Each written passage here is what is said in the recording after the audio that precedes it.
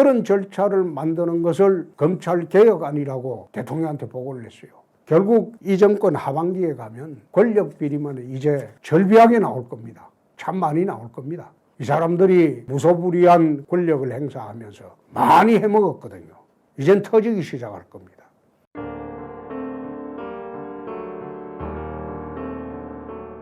국민 여러분 안녕하십니까? 방송할 때마다 이렇게 인사하고 방송하라고 댓글이 많이 올라와서 오늘 특별히 인사 말씀을 드리고 방송을 시작하겠습니다.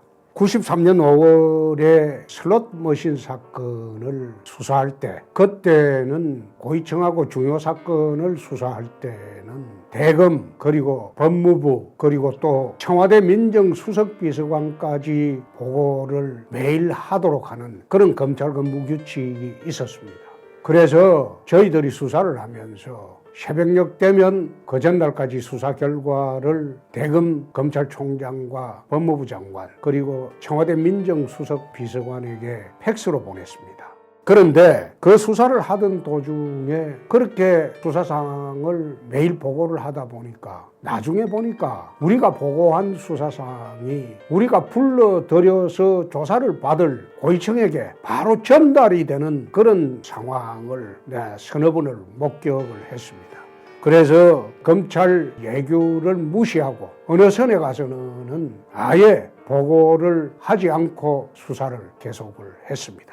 보고를 하지 않고 수사를 계속하니까 법무부 장관은 깜깜이 수사라고 질타를 하기도 하고 또 청와대에서도 깜깜이 수사한다고 질타를 하기도 했지만은 저희들은 검찰총장까지도 보고를 하지 않고 막바지 수사를 진행한 일이 있습니다.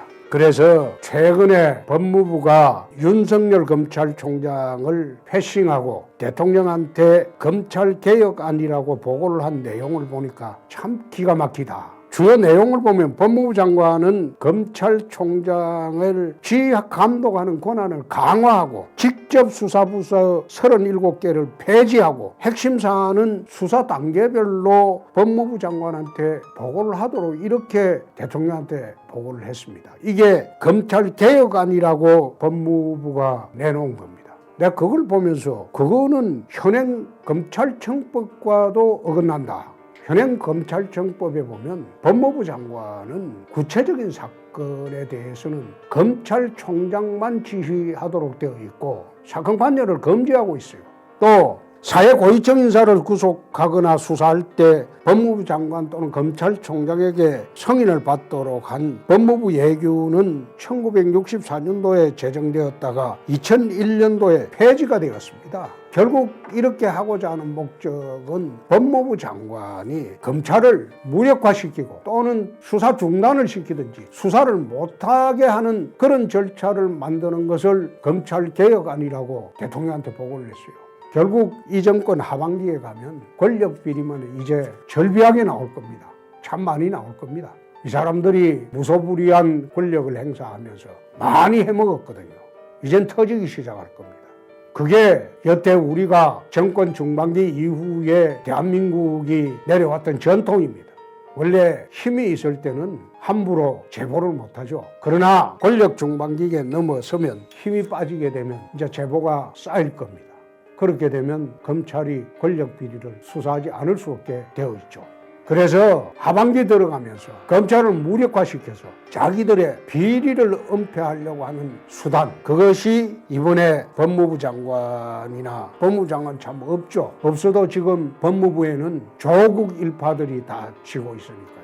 그 사람들이 윤석열 검찰총장을 무력화하고 검찰을 장악하기 위한 그런 안에 불과하다.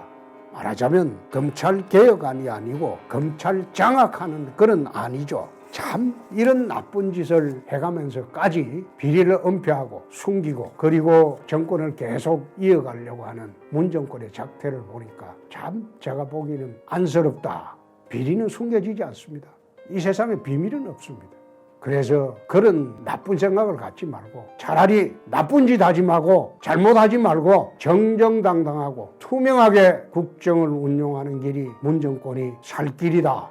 오늘 그 말씀을 드립니다.